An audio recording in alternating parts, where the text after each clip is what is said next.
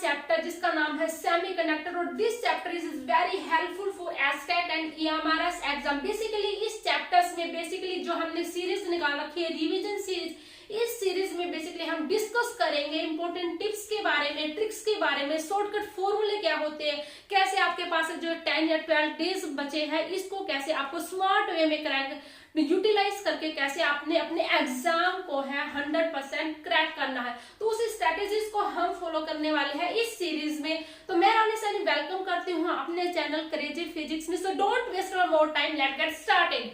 तो बेसिकली मैं एक रिवीजन दे देती हूँ। अब हम क्या पढ़ेंगे इस यूनिट में, बेसिकली सारे के सारे conductors, insulators, semiconductor, zener diode, PN junction, configuration से गेट है, सबके बारे में हम डिस्कस करेंगे। ठीक है, तो जस्ट ये रिवीजन है तो आपका जस्ट एक कंप्लीटली ओवरव्यू है। आप चाहो तो साथ के साथ शॉर्ट नोट्स बना सकते हो, नहीं तो कोई भी नीड नहीं है।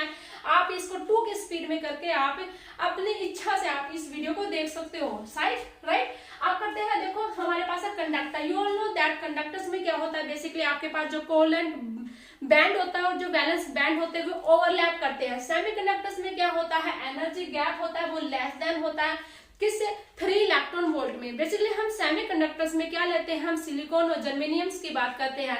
अच्छा, अब आते हैं उसके बाद है इंसुलेटर। इंसुलेटर में क्या होता है, आपके पास जो एनर्जी गैप होता है वो ग्रेटर देन इक्वल होता है 3 इलेक्ट्रॉन वोल्ट। उसके बाद आता है इंट्रिंसिक सेमीकंडक्टर। इंट्रिंसिक सेमीकंडक्टर्स कुछ नहीं होता, बेसिकली जो प्योर आपके पास जो सिलिकॉन और जो जर्मेनियम होता है जस्ट उसी को ही हम बोलते हैं इंट्रिंसिक सेमीकंडक्टर में। अब इन इंट्रिंसिक सेमीकंडक्टर्स में क्या होता है कि जो नंबर ऑफ इलेक्ट्रॉन्स है वो नंबर ऑफ होल के इक्वल होंगे, और उन दोनों को हम किसके इक्वल मान लेते हैं, जैसे n के इक्वल मान लेते हैं। और यहाँ पे जो n है ये क्या है, number of intrinsic charge density. उसके बाद आता है आपके पास है J इज इक्वल टू होता है सिग्मा E। यहाँ पे जो आपके पास है जो सिग्मा होता है यहाँ पे आएगा En into mu E plus का म्यू एच। म्यू ई है वो क्या होता है, मोबिलिटी होती है ऑफ इलेक्ट्रॉन की, एंड म्यू एच होता है मोबिलिटी ऑफ होल की। अब यहाँ पे जो आपके पास है जो मोबिलिटी होती है वो एक्चुअली में बेसिकली किस पे डिपेंड करती है, ई टाउ। टाउ क्या होता है, यहाँ पे टाइम होता है अपॉन में एम। एम क्या होता है, यहाँ पे मास होता है। इफेक्टिव मास ऑफ होल का वो ग्रेटर देन होता है किसके कंपैरिजन में, इफेक्टिव मास ऑफ इलेक्ट्रॉन के कंपैरिजन में। अब बात करते हैं एक्सट्रिंसिक सेमीकंडक्टर। एक्सट्रिंसिक सेमीकंडक्टर में बेसिकली कुछ भी नहीं होता जो आपके पास है। इंट्रिंसिक सेमीकंडक्टर था मतलब प्योर सेमीकंडक्टर था, उसमें आपने क्या ऐड करनी है, इंप्योरिटीज ऐड करती है। जैसे आप क्या कर देते हो इंट्रिंसिक सेमीकंडक्टर में, जैसे आप इंप्योरिटीज को ऐड कर देते हो तो आपके पास क्या बन जाता है इंट्रिंसिक सेमीकंडक्टर में। अब ये बात यहाँ पे क्या आती है, इंप्योरिटीज का। न्यू वर्ड्स क्या है, इंप्योरिटीज। अब यहाँ पे हम इंप्योरिटी है, यहाँ पे आपके पास है 2 टाइप्स को ऐड करते हैं हम। एक को ऐड करते हैं ट्राइवैलेंट और सेकेंड ऐड करते हैं पेंटावैलेंट। राइट, अब यहाँ पे ट्राइवैलेंट है तो बेसिकली यहाँ पे जैसे ट्राई मतलब 3 है, 3 बोल होगा, यहाँ पे पेंटा मतलब n मतलब 5 होंगे, मतलब यहाँ पे एक एक्स्ट्रा होगी और यहाँ पे एक कमी होगी। तो यहाँ पे ट्राइवैलेंट में बेसिकली हम p टाइप लेते हैं, यहाँ पे नंबर ऑफ होल है वो ग्रेटर देन होते हैं किसके कंपैरिजन में, नंबर ऑफ इलेक्ट्रॉन के कंपैरिजन में। या फिर यहाँ पे हम क्या बी फैमिली है, इसमें जो ऐड करते हैं इंप्योरिटीज जो ऐड करते हैं ट्राइवैलेंट में वो बी फैमिली की ऐड की जाती है। NH है वो ग्रेटर देन इक्वल होता है एंड ए कैपिटल N भी है, जो यहाँ पे कैपिटल N ए होता है वो होता है number of acceptor ion density. Right, अब इसमें क्या करेगा, पहले एक इलेक्ट्रॉन को एक्सेप्ट करेगा, आफ्टर दैट है बॉन्ड बनाया जाएगा। लेकिन जो N टाइप है, N टाइप है जो पेंटावैलेंट है, वहां पे क्या करेगा, पहले एक इलेक्ट्रॉन को डोनेट करेगा, आफ्टर दैट है वो बॉन्ड बनाएगा। यहाँ पे पेंटावैलेंट में हम डिस्कस करते हैं किस टाइप के जो इंप्योरिटीज ऐड करते हैं, N फैमिली मतलब नाइट्रोजन फैमिली है यहाँ पे ऐड की जाती है। और यहाँ पे नंबर ऑफ इलेक्ट्रॉन है वो ग्रेटर देन होते हैं NS, और we can see that number of electron है वो ग्रेटर देन होते हैं इन कंपैरिजन टू किसके, नंबर ND बेसिकली यहाँ पे किसको शो करता है, number of donor ion density को। तो आप इसका स्क्रीनशॉट ले सकते हो। तो आप कंटिन्यू करते हैं आगे। बेसिकली इस सीरीज में आपको कुछ इंपॉर्टेंट PYQ भी करवाऊंगी, सो डोंट वरी। राइट, क्योंकि हमारे पास एग्जाम में कॉन्सेप्चुअली क्वेश्चन भी आते हैं, टू द पॉइंट क्वेश्चंस भी आते हैं और न्यूमेरिकल भी आते हैं, तो हम सभी बातों पे डिस्कस करेंगे। राइट, अब देखो उसके बाद मैं आपको डिस्कस करती हूँ लॉ ऑफ मास एक्शन। छोटा सा टॉपिक है लेकिन इंपॉर्टेंट है, यहाँ से आपके पास न्यूमेरिकल बन जाता है। देखो लॉ ऑफ मास एक्शन में बेसिकली होता क्या है, Ni स्क्वायर है वो किसके इक्वल होता है, नंबर ऑफ इलेक्ट्रॉन मतलब यहाँ n dot number of hole, right. अब यहाँ पे बेसिकली अभी अभी मैंने बताया था आपको लास्ट में एन टाइप और पी टाइप होता है। जब हम बात करते हैं एन टाइप को, आपको यहाँ पे ध्यान रखना टिप्स है यहाँ पे, जब भी हमारे पास एन टाइप की बात होती है, मतलब पेंटावैलेंट की बात होती है, तो यहाँ पे हमें क्या निकालना होता है, नंबर ऑफ होल निकालने होते हैं, और वो बेसिकली किसके इक्वल होते हैं, ni² अपॉन में ne। और यहाँ पे मैंने बताया था नंबर ऑफ इलेक्ट्रॉन है वो बेसिकली किसके इक्वल होते हैं, हम उसको किससे डोनेट भी कर देते हैं, nd से भी शो कर देते हैं, राइट। सेम ऐसे ही आएगा आपके पास है पी टाइप। अब देखते हैं हम न्यूमेरिकल। न्यूमेरिकल देखो इंपॉर्टेंट है, सिंपल सा फॉर्मूला है और सिंपल सा ही आपके पास है, इसी टाइप के न्यूमेरिकल आते हैं, ज्यादा कैलकुलेशंस के न्यूमेरिकल नहीं आते, एक दो ही न्यूमेरिकल ऐसा आता है, राइट। अब देखो बिल्कुल है फॉर्मूला बेस्ड न्यूमेरिकल आते हैं। न्यूमेरिकल क्या, हम उसको डिस्कस करते हैं। एक सेमीकंडक्टर गिवन है, the number density of intrinsic charge carriers eight 27 degree Celsius से आपसे इंट्रिंसिक चार्ज डेंसिटी कैरियर्स आपको दे दिए गए हैं। If the semiconductor is doped with impurity atom, the whole density increase to आपको इतनी दे दी गई है। पूछी क्या पूछा गया हुआ है, इलेक्ट्रॉन डेंसिटी आपसे पूछी हुई है। तो यहाँ पे है ये लॉ ऑफ मास एक्शंस पे ही है, NE/NH वो इज इक्वल टू कहता है ni²। यहाँ पे बेसिकली मुझे क्या निकालनी है, इलेक्ट्रॉन डेंसिटी निकालनी है, जो कि इस फॉर्मूला से निकल जाएगी। अब यहाँ पे है ni है, ये इसके इक्वल था 1.5 मल्टीप्लाई 10⁻16 स्केयर। अब आपको ये वैल्यू पुट कर देनी है, ये बेसिकली किसके इक्वल होता है, 2.25 मल्टीप्लाई में 10⁻32 अपॉन में 4.5 मल्टीप्लाई में 10⁻22। यहाँ से कैंसिल हो जाएगा, 10⁻10 आएगा, और यहाँ से बेसिकली ये कितने पे जाएगा, 5 पे जाएगा। तो बेसिकली यहाँ से आप आगे है सोल्व करके देख लेना, ये बेसिकली आपके पास जो आंसर आएगा वो कितने पे आएगा, 5 मल्टीप्लाई में 10⁻9। समझ गए, ये आपको ऐसे करना है, राइट। अब करते हैं नेक्स्ट। अब देखो नेक्स्ट टॉपिक क्या है, नेक्स्ट टॉपिक्स में करते हैं आप PN junction diode. PN junction diode में बेसिकली पी और एक पी टाइप का और एक एन टाइप का जब हम दोनों को कंबाइन करते हैं देन हमारे पास क्या जाता है, पीएन जंक्शन आपके पास है, एक डायोड बन जाता है। अब यहाँ पे पी टाइप है और यहाँ पे एन टाइप है। तो यहाँ पे पी टाइप में बेसिकली आपके पास फ्री होल होते हैं और एन में आपके पास क्या होते हैं, फ्री इलेक्ट्रॉन होते हैं। अब यहाँ पे आपके पास है हर फ्री होल के पास है क्या होते हैं, फ्री नेगेटिव एक्सेप्टर आयन होते हैं। यहाँ पे आपके पास है ये पे जैसे मैंने पॉजिटिव शो कर रखा, तो ये क्या फिक्स्ड पॉजिटिव डोनर आयन होते हैं, राइट।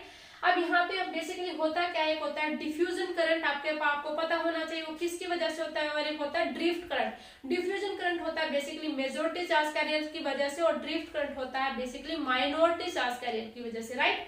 अब यहाँ पे देख लेते हैं डिफ्यूजन करंट होता है ना, वो फ्रॉम P to N होगा। यहाँ पे देखो क्योंकि जो बेसिकली जो इलेक्ट्रॉन की डायरेक्शंस के अपोजिट है करंट की डायरेक्शंस फ्लो करती है, तो यहाँ पे डिफ्यूजन करंट होगा P to N due to some electron diffuse हुए हैं from N to P side and some hole diffuse हुए from P to N side, right. अब यहाँ पे हो ऐसे जाता है, आफ्टर डिफ्यूजन के बाद आपके पास एक डिप्लीशन रीजन बन जाता है। और यहाँ पे जो पोटेंशियल बैरियर होता है वो किसकी वजह से फॉर्म होता है, due to immobile fixed acceptor ion की वजह से। ये कुछ इंपॉर्टेंट बातें हैं और कुछ आपके पास है यहाँ से कॉन्सेप्चुअल क्वेश्चन बन जाते हैं, तो ये आपको ध्यान रखना।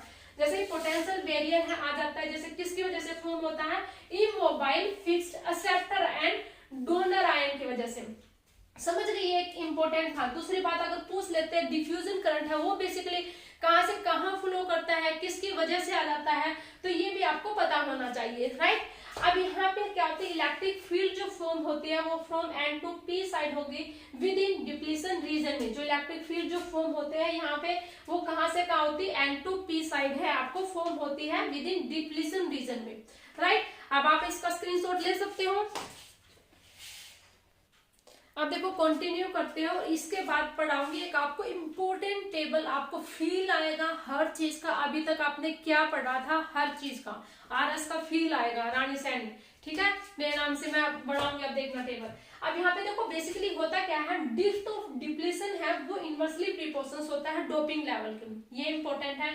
अब यहाँ पे नी वोल्टेज है उसको VB से डिनोट करते हैं, सिलिकॉन के लिए होती है 0.7 वोल्ट एंड जर्मेनियम के लिए होते हैं 3-4 वोल्ट, राइट। अब यहाँ पे फॉरवर्ड बाइसिंग है, जब हम फॉरवर्ड बाइस करते हो रिवर्स बाइस में बेसिकली इस टाइप का आपके पास ग्राफ बनता है। यहाँ पे फॉरवर्ड है तो यहाँ पे करंट और वोल्टेज के बीच में जब हम ग्राफ को ड्रॉ करते हैं तो फॉरवर्ड में जर्मेनियम के लिए आपके पास कितने होते हैं 0.34, तो जर्मेनियम का पहले बनेगा एंड आफ्टर दैट है सिलिकॉन का बनेगा। अब यहाँ पे देखो रिवर्स बाइस में क्या आता है आपके पास है ब्रेकडाउन वोल्टेज आती है और नी वोल्टेज आती है। अब यहाँ पे देखो इस प्रकार से आपके पास ये ग्राफ बनता है, राइट। अब उसके बाद करते हैं हम आरएस की फील करते हैं हम टेबल को, ठीक है।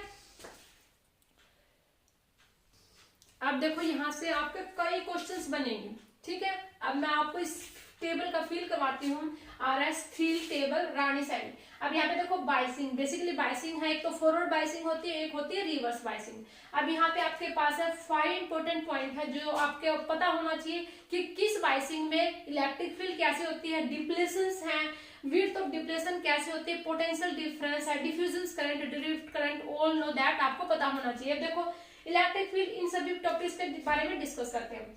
फॉरवर्ड बाइसिंग में सबसे पहले हम पढ़ते हैं डिफ्यूजन करंट, इनको छोड़ो इसको बारे में बताते हैं पहले। डिफ्यूजन करंट एक्चुअली जो फॉरवर्ड बाइस होता है उसमें क्या होता है मेजॉरिटी चार्ज, यहाँ पे डिफ्यूजन करंट मतलब मेजॉरिटी चार्ज की वजह से जो करंट होता है तो यहाँ पे इंक्रीज होता है फॉरवर्ड बाइसिंग में, और जो ड्रिफ्ट करंट होता है वो माइनॉरिटी चार्ज कैरियर्स की वजह से होता है, तो इसमें ड्रिफ्ट करंट कम होता है फॉरवर्ड बाइसिंग में। रिवर्स बाइसिंग में ड्रिफ्ट करंट ज्यादा होगा, डिफ्यूजन करंट कम होता है, क्यों, राइट। अब आते हैं बात इनकी। अब जब फॉरवर्ड बाइसिंग होगा तो उसमें पी को पी से कनेक्ट करते हैं, एन को एन से कनेक्ट करते हैं, तो होता क्या वहां से रिपेल करते हैं। रिपेल करने की वजह से विड्थ ऑफ डिप्लेशन है वो भी कम हो जाती है, पोटेंशियल डिफरेंस भी कम हो जाता है और इलेक्ट्रिक फील्ड भी कम हो जाता है। रिवर्स बाइसिंग में हम क्या करते हैं अपोजिट करते हैं, पी को इधर एन से कनेक्ट कर देते हैं और एन को पी से कनेक्ट करते हैं, तो वो क्या करते हैं अट्रैक्ट करते हैं, जिसकी वजह से हाँ आपके पास है विड्थ ऑफ डिप्लेशन है वो ज्यादा होगी और हमारे पास है पोटेंशियल डिफरेंस और इलेक्ट्रिक फील्ड भी ज्यादा आएगी, ठीक है। यहाँ से आपके पास 4 या 5 आपके पास कॉन्सेप्चुअल क्वेश्चन बन जाते हैं कि फॉरवर्ड बाइसिंग में क्या होता है, रिवर्स बाइसिंग में क्या होता है, ये आपको पता होना चाहिए इस टेबल में, ठीक है। तो आप इस टेबल को अच्छे से समझो और देखो क्या होता है कहां से हर पॉइंट के बारे में। आप देखो Zener diode and avalanche breakdown, ठीक है, इसके बारे में पढ़ते हैं। इन दोनों में बेसिकली डिफरेंस क्या होता है उसको देख लेते हैं। डिस्कस है कभी अच्छे से, वो किसी अलग से नेक्स्ट वीडियो में करवाऊंगे, ठीक है। अभी आप जस्ट कुछ समरी है जो आपके सामने लिखे और जस्ट उसको रिवाइज करो। जीनर डायोड में क्या होता है बेसिकली इसमें हाई डोप्ड सेमीकंडक्टर्स होता है। इन रिवर्स बायस में जैसे मैं वोल्टेज को इंक्रीज कर देती हूँ तो वोल्टेज के इंक्रीज होने से क्या होता है इलेक्ट्रॉन होल है इतने ज्यादा फ्री हो जाते हैं जिसकी वजह से due to breaking of covalent bond, right. अब यहाँ पे ये जो प्रोसेस होता है वो रिवर्सिबल होता है, जबकि एवलांच ब्रेकडाउन में क्या होता है इन लो डोप्ड सेमीकंडक्टर्स होते हैं, इन रिवर्स बायस होता है वेरी हाई वोल्टेज पे होता है और ये जो प्रोसेस होता है वो नॉट रिवर्सिबल होता है, राइट। स्क्रीनशॉट लो, देखो एक न्यूमेरिकल है, न्यूमेरिकल करवाती हूँ। यहाँ पे इन दोनों आपको जो सर्किट दिए गए हैं इसमें आपको करंट को बताना है। यहाँ पे 2 डायोड है, इसके साथ मैंने रेजिस्टेंस को कनेक्ट किया है और यहाँ पे आपके पास एक 5 वोल्टेज आपको अप्लाई की गई है, सप्लाई की गई है। ऐसे ही बेसिकली यहाँ पे भी एक डायोड है, यहाँ पे भी आपको दोनों में आपको क्या निकालना है करंट निकालना है। अब देखो कैसे करेंगे, यहाँ पे बेसिकली जो दोनों के दोनों डायोड है ना वो क्या है फॉरवर्ड बायसिंग में है और यहाँ पे देखो यहाँ पे ये वाला डायोड है वो फॉरवर्ड है और ये वाला डायोड है वो आपके पास है रिवर्स बायसिंग में है। समझ गए, समझ गए। अब यहाँ पे आपको क्या निकालना है करंट निकालना, तो करंट है वोल्टेज कितनी है हमारे पास है 5। अब यहाँ पे जो दोनों के दोनों रेजिस्टेंस है ये पैरेलल कॉम्बिनेशन में है तो बेसिकली यहाँ पे क्या आएगा आर इफेक्टिव, तो पी का अब मैं यहाँ पे डायरेक्ट लिख देती हूँ तो कितना आएगा आपके पास R1 R2 और इधर आएगा R1 प्लस का R2। अब यहाँ पे आप डायरेक्ट है दोनों रेजिस्टेंस की वैल्यू है वो पुट करो तो यहाँ से कितने आ जाएगी 40 और डिवाइडेड में नीचे कितनी आ जाएगी 400। अब आप इसको कैंसिल करो तो यहाँ से कितना आएगा 10 और यहाँ से कितना आएगा 2, तो ये आएगा 1/2 मतलब 0.5। आप देखना आपका भी इतना ही आ रहा है। अब इसमें निकालते हैं, इसमें यहाँ पे बेसिकली एक डायोड है वो फॉरवर्ड में है, सेकंड है वो रिवर्स बायस में है, तो यहाँ पे जस्ट ओनली 1 की वजह से आएगा तो current is equal to voltage upon में आर, वोल्टेज कितनी है 5, करंट की तो वो सॉरी यहाँ पे आपके पास रेजिस्टेंस कितना 20 तो कितना आएगा 1/4, तो आपके पास आंसर कितना आएगा 0.25। तो आपको इस प्रकार से आपने क्वेश्चंस को सोल्व करना है, समझ गए। ध्यान से लो देखो, इसको आप चाहो तो आप स्क्रीनशॉट है वो ले सकते हो। अब देखो कंटिन्यू करते हैं। अब यहाँ पे आपके पास आता है रेक्टिफायर। रेक्टिफायर में सबसे पहले हम क्या करेंगे, half wave rectifier. Half wave rectifier में बेसिकली वन डायोड का यूज करते हैं। यहाँ पे आपके पास इनपुट ऐसे होती है, लेकिन आउटपुट है ओनली एक ही तरह की आती है, मतलब ओनली पॉजिटिव में आती है, राइट। अब यहाँ पे देखते हैं ये इंपॉर्टेंट है, ये वाली पार्ट, ठीक है। इसमें क्या होता है, आपके पास जो डीसी करंट होता है वो, अब ध्यान से हाफ वेव में फुल वेव में थोड़ी सी कंफ्यूजन होती है, फॉर्मूला में यहाँ से 100% ना ऐसा हो नहीं सकता। तो हाफ में अगर डीसी करंट होता है वो आई नॉट अपॉन में पाई होती है। वही अगर हम बात करें डीसी वोल्टेज की तो वहाँ पे आएगी वी नॉट अपॉन में पाई आएगी। अब यहाँ पे आई आरएमएस करंट निकालेंगे तो आई नॉट बाई 2 आएगा, वहाँ पे वोल्टेज होगी वी नॉट अपॉन में 2 आएगी। एफिशिएंसी किसी की भी कोई भी 100% वर्क नहीं करता, तो यहाँ पे एफिशिएंसी है किसी भी चीज में 100% कभी नहीं आती। अब यहाँ पे ईटा की बात करते हैं, तो यहाँ पे क्या होती है पी ओ मतलब आउटपुट, और नीचे क्या होता है इनपुट मल्टीप्लाई में 100। यहाँ पे अगर पावर निकालना चाहो तो आपको फॉर्मूला याद होना चाहिए, वोल्टेज मल्टीप्लाई में करंट। अब बेसिकली अगर आपको ऐसे यूज करना तो ऐसे यूज करो, अगर आपके पास वोल्टेज और रेजिस्टेंस गिवन है आप इस फॉर्मूले का यूज करोगे। अब रिपल फैक्टर क्या होता है, रिपल फैक्टर वो चीज होती है जब आप रेक्टिफाई करने के बाद जो भी आपके पास एसी बच जाता है उसको बोलते हैं रेक्टिफाई के बाद रहने वाला एसी। वो कितना रहता है हमारे पास है, जो एसी करंट है डिवाइड में डीसी करंट है वो कितने की आता है 1.21 के। ये आपके पास है रिपल फैक्टर की वैल्यू है। आप इसका जो स्क्रीनशॉट लो और इसको एक बार नहीं आप दो बार आप इस चीज को रिवाइज करो, समझ गए। देखो दोबारा मैं रिवाइज करती हूं, DC current I not upon में पाई, जो डीसी वोल्टेज है वी नॉट अपॉन में पाई आता है। आईआरएमएस हो या फिर वीआरएमएस हो तो आपको इन दोनों में आपको क्या लेना है 2 लेना है, क्योंकि वहां पे आप ऐसे आप याद कर सकते हो हाफ की बात की तो यहाँ पे हम डिवाइड में डिवीजन में हाफ लेने वाले हैं। अच्छा एफिशिएंसी है output power upon input multiply में 100 करते हैं। रिपल फैक्टर है एसी करंट आता है जो डिवाइड में डीसी करंट है उसकी वैल्यू कितनी आती है 1.21। अब मैं बात करती हूं आपको फुल वेव रेक्टिफायर की।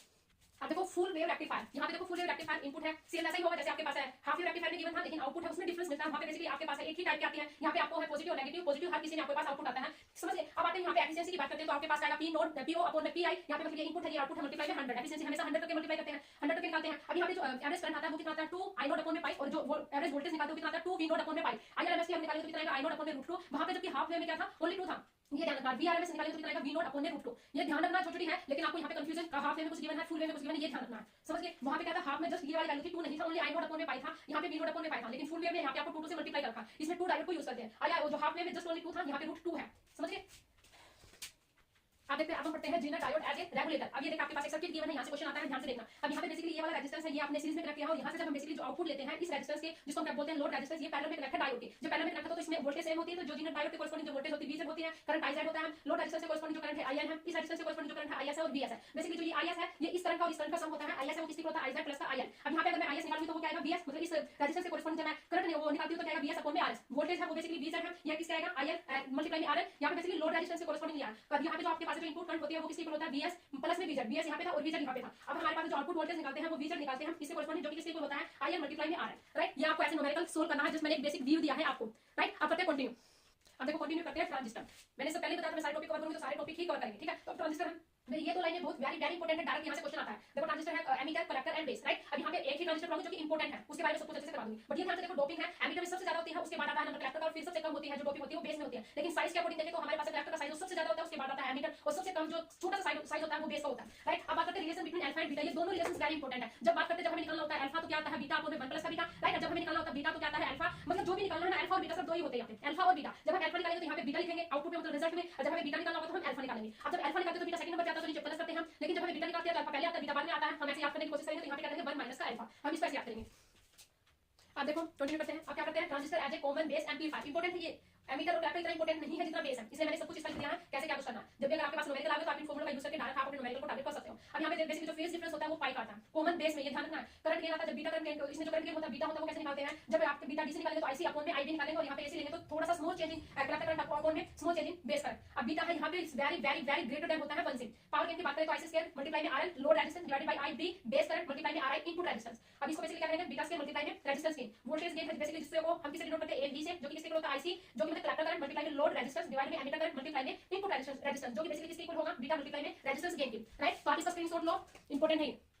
आप देखो ट्रांसफर कैरेक्टरिस्टिक कर्व, इसके बारे में हम डिस्कस करते हैं। यहाँ पे बेसिकली आपके पास है आउटपुट एंड मैंने इनपुट के बीच में सॉरी आउटपुट वोल्टेज एंड जो इनपुट आउटपुट करंट के बीच में मैंने है ये एक ग्राफ दिया, इसमें यहाँ पे बेसिकली 3 रीजन होते हैं, कट ऑफ, एक एक्टिव रीजन और एक सैचुरेशन रीजन। बेसिकली जब हमारे पास है जो एम्पलीफायर और ऑसिलेटर कब करेगा, जब आपके पास है ये एक्टिव रीजन में होगा, और स्विच की तरह कब काम करेगा जब आपके पास ये कट ऑफ और सैचुरेशन रीजन में होगा, तब आपके पास है ये स्विच की तरह बिहेव करेगा। एंड आपका देखा एम्पलीफायर और ऑसिलेटर में कब बिहेव करेगा जब आपके पास है ये किस में होगा एक्टिव रीजन में होगा, राइट। अब आगे कंटिन्यू करते हैं। बेसिकली ये मैं आपको बता रही हूँ ये रिवीजन सीरीज चल रही है, तो जस्ट यहाँ पे आपके पास कुछ इंपॉर्टेंट पॉइंट को ही डिस्कस किया जाएगा। इंपॉर्टेंट आपके पास कैसे फॉर्मूले हैं सभी उनके बारे में आपको ए टू जेड में आपको सभी टॉपिक्स को कवर करवाऊंगे, राइट।